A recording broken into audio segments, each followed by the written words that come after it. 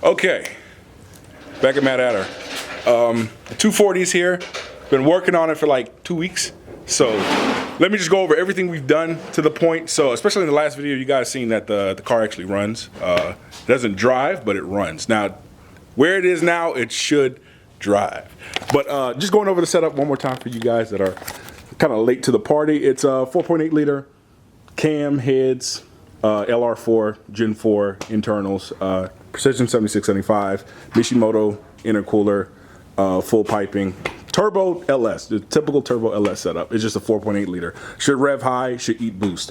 So at this point, we know the motor is good. In the last video, we saw it start up. Everything was fine. Oil pressure checked out. There's no fuel leaks. There's no oil leaks on it, on anything. So it's perfectly fine. Now, getting into the interior of the matter, that's kind of where we took a lot of time and getting everything situated. I have the Sparco flat top, flat bottom steering wheel. We had to build a custom aluminum spacer because we don't want the steering wheel all the way on the base here because I still want to use my functions here. So Jacques just pretty much fabbed that all the way up.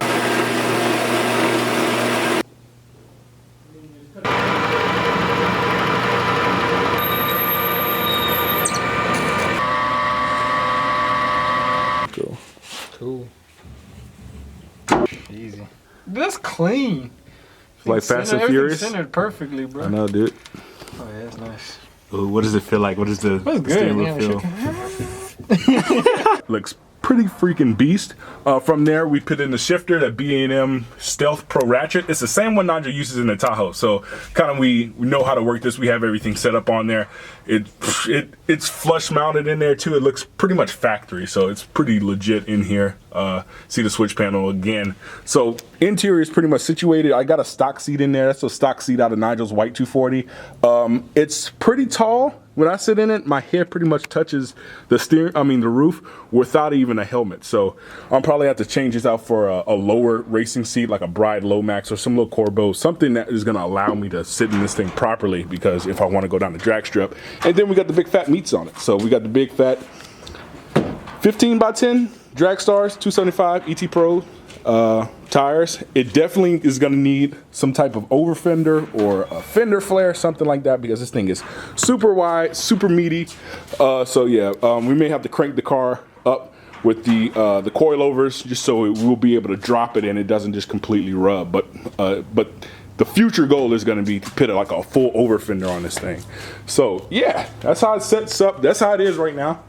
Car is pretty much ready to run and drive. We put the drive shaft in it. So let me get under the car here so you guys will be able to see that.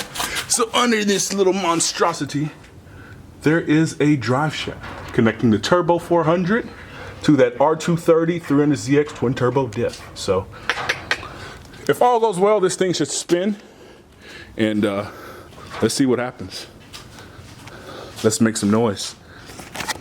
Okay. Yep.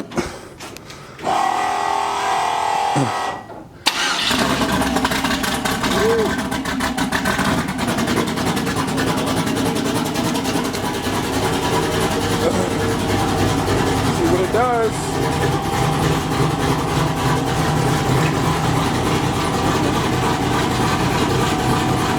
Yep, spin backwards. Nice. Yep. Yeah.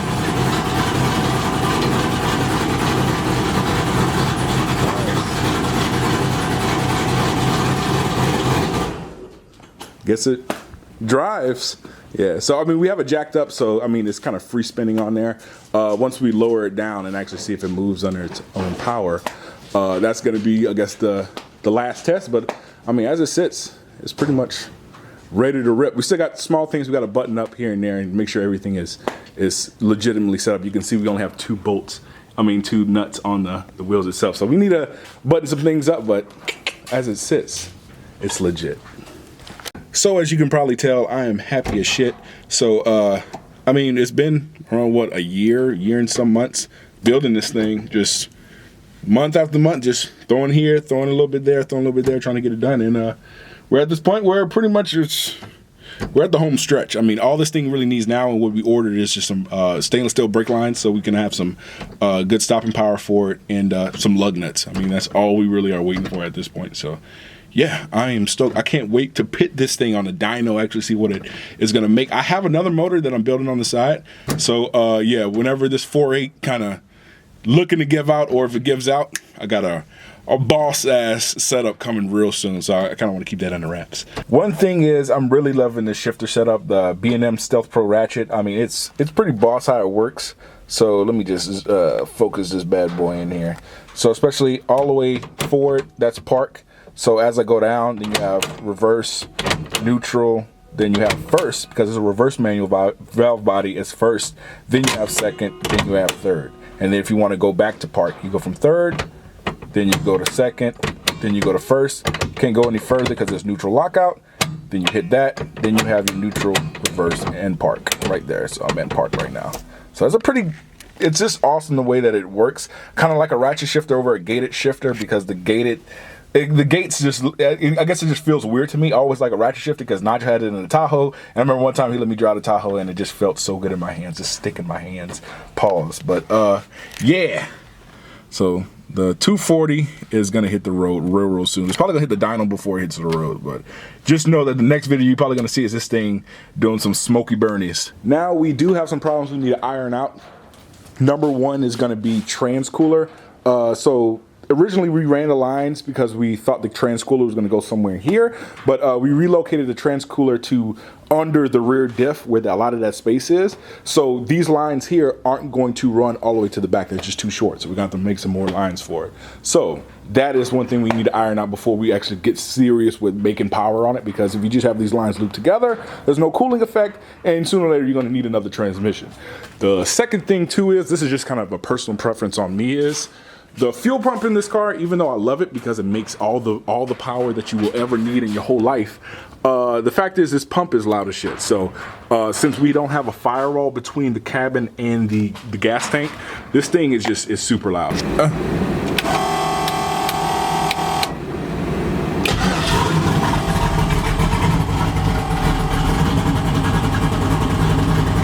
So especially all you just hear is just fuel pump the whole time. So I want to see some way around that. Maybe I can build a firewall or buy a firewall that they make, or dynamat the shit out of this fuel pump here. You got to do something, because that is something that is going to just eat at me if I have to do any type of driving more than 15 minutes. So we're getting to the end of this video, and big thanks to Jacques at Mad Hatter Garage, pretty much getting the whole car to the point where it's driving, it's spinning tires. Thing is at the point where I'm happy. I mean, at the end of the day, this is pretty much where it's supposed to be.